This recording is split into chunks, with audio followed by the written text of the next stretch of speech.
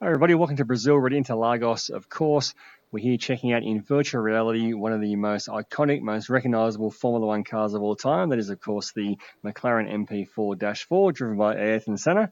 And this is the scene of some of his greatest ever drives. And we are in virtual reality, as I said. We're in Automobilista 2, which runs fantastic on a flat screen and even better in VR. And the great advantage of VR, of course, is you can actually get outside your car and have a look around at the car on the track and everything around you. So I do recommend doing what I'm doing, that is grabbing onto your seat of your sim rig so you have some sort of reference as to where you are.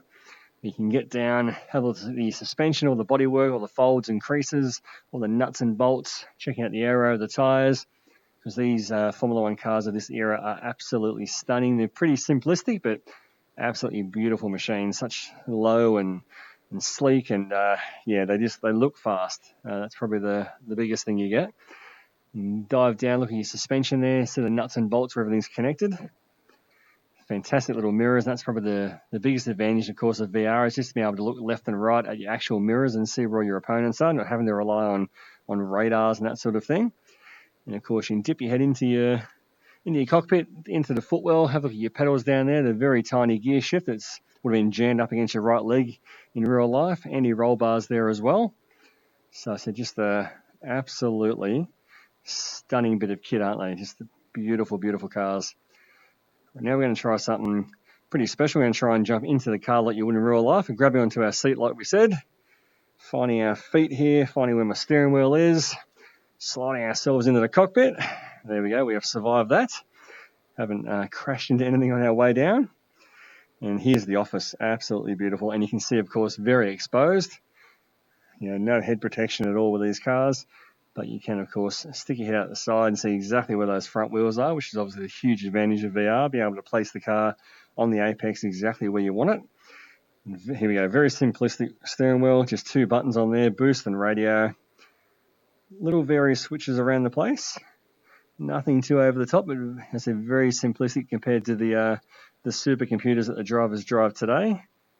Very simple dashboard, rev counter.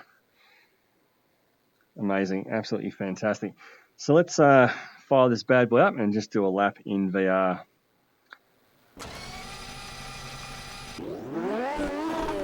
Alright, first gear is engaged, and away we roll. See a little rev counter there, just hidden by the top of the steering wheel.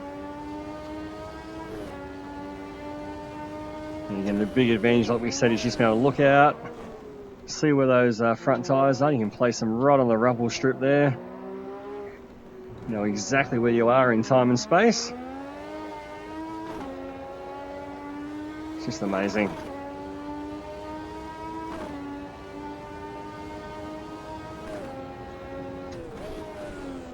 Trying to blow the engine up like I did on a few of the test drives before.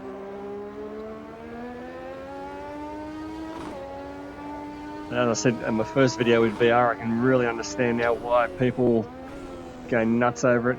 There's nothing more immersive. Just be able to look around even at the sky, look into the sun, poke your head out the car, see where that apex is, and still miss it anyway. That's just a lack of talent.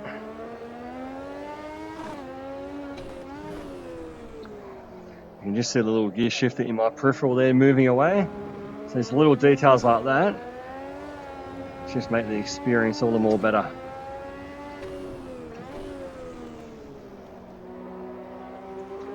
But there you go, there's a quick tour of the McLaren MP4-4. I'd love to check out some other cars as well. Try and pick out some of those details that you just don't get on a flat screen. And as always guys, thank you very much for watching and take care.